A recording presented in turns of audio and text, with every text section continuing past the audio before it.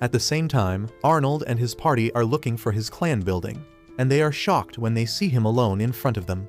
Cry remembers them from the bar, and the men get ready to beat him up. Tino tells them to bring it on, but they ask her to step aside because they have no business with her. Suddenly, Cry apologizes to the party for what Liz did, and he is ready to go down on his knees if they would like it. Tino can't let that happen, but Cry shuts his mouth, saying that they should really not fight here. Tino frees herself and then tells the party that Cry is not fighting them because he is worried that he might accidentally kill weaklings like them. Cry tells her to stop, but she doesn't and keeps insulting Arnold's crew, which makes him really angry. He shoots down Cry's offer to end things peacefully, and then Cry says that if they are going to fight anyway, they should do it boldly. He goes to the middle of the main street and gains everyone's attention, hoping that there would be some of his clansmen there, but there are none. One of the guys tells him to stop wasting time, and Cry tells him to be patient, calling him Hunter A. The man is shocked because apparently that is his real name, and he asks Cry how did he know it. Arnold tells it to stop falling in the enemy's trap. He confronts Cry, saying that he knows that he rose to level 8 through luck and the power of his friends, and he is really weak by himself. Tino takes offense to that, and tells Arnold that she will not let anyone slander her master. Arnold sees the fire in her eyes, but he knows that she is far away from her potential right now. Tino turns to Cry, asking him permission to fight for his honor, and this buffoon tells her to go ahead. Even Arnold is nervous because he thought Cry would do the smart thing and stop the girl, but he says that since Tino wants it, he will respect her wishes. Tino starts attacking Arnold, who just blocks her attacks. Meanwhile, Cry looks around to see if any strong person from his clan is coming. Tino tells him to look at her, and Cry begins cheering for her, saying that she will surely win if she puts in some effort. This makes Arnold furious, and he slams Tino to the ground, asking Cry who the hell does he think he is. Cry tells him that he is no one special, but he won't let anyone harm his people. He takes out the unique relic that Lucia gave him, and decides to use it to subdue Arnold. He remembers the time he asked Lucia to create a wide-range spell that could subdue an enemy without harming them, and also didn't target any bystanders. Lucia told him that it was an impossible request, but in the end, she came up with just the spell Cry needed. Now, he uses that gravity magic to pin Arnold and his men to the ground. Arnold asks if he is a mage, but Cry says that it is not important what he is. He frees Tino from the effect of his spell and then tells Arnold that if he wants to fight him again, he must follow the proper procedures since he is challenging a clan master.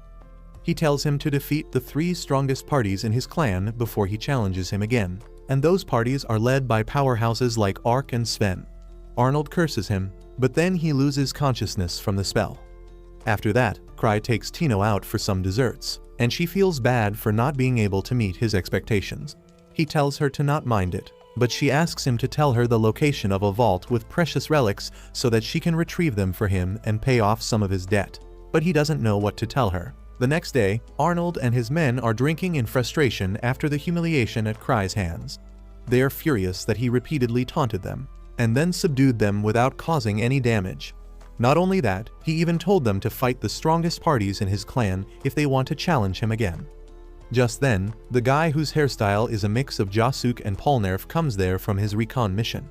He tells Arnold that he went to the 3 top parties that Cry told them to fight against, and he was met with surprise and disappointment. Sven clearly told the man that Cry must be playing pranks on them, and they don't have to take him seriously. He then went to the elf girl who was refilling the relics, because her party is also one of the 3 strongest, and she told him that they are not Cry's underlings and they want none of his bullshit. Finally, he went to Ark's party, and didn't even get to meet Ark as his bitches told him to not believe anything that Cry tells him. Arnold, who has been roaming around in his birthday suit, is really furious to hear this, and he swears to get revenge on Cry. However, another of his lackeys tells him that they should wait for the grand auction to buy some better gear for that, and if they are lucky, they can sell the weird relic that went unsold in their kingdom.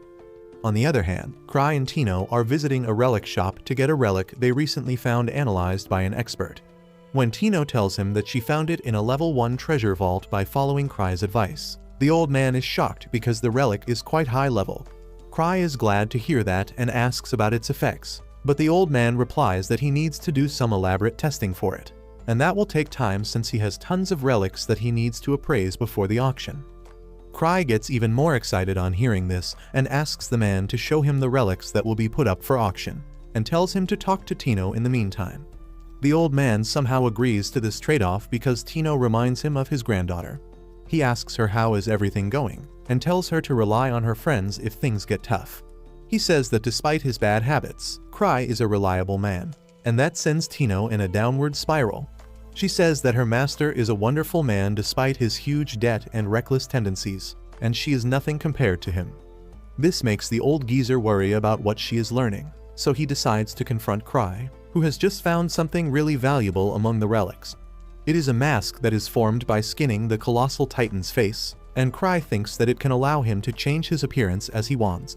He used to have one earlier, but Liz broke it since it was creepy, and that's why he really wants it so that he can live freely without being bothered by anyone.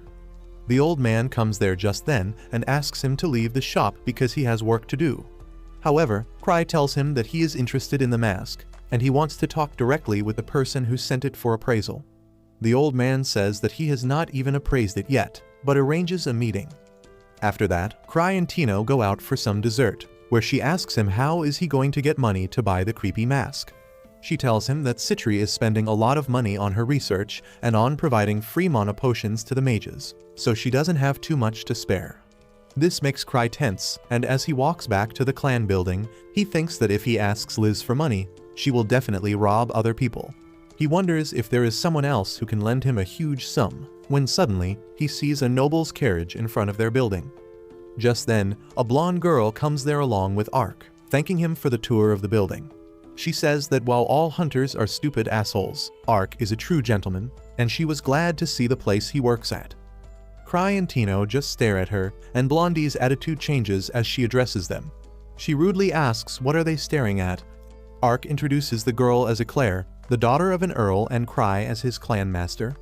Eclair says that she has heard a lot about Cry, and he looks too weak to be a person who is at level 8. She throws more shade at him, saying that a weakling like him doesn't deserve to be above Ark, but Cry hears her out with a smile.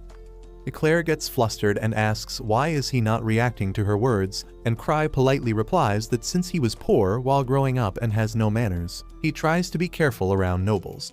Eclair suddenly starts feeling like she is the bad guy here, and decides to leave immediately. After that, Cry makes some small talk with Ark, before asking him if he has a lot of money. Ark knows that Cry wants to buy a relic in the auction, and he clearly refuses to lend him any money. Cry is disappointed and goes to Sven with the same request, and Ark laughs his ass off about it. Everyone in the clan heard Cry trying to borrow money to buy a relic, and the word spreads around the city like wildfire. Everyone starts thinking that it must be a legendary artifact if Cry is so desperate to get it, and its value starts rising. However, Cry can't get anyone to lend him anything, so in the end, he has to return to Citri,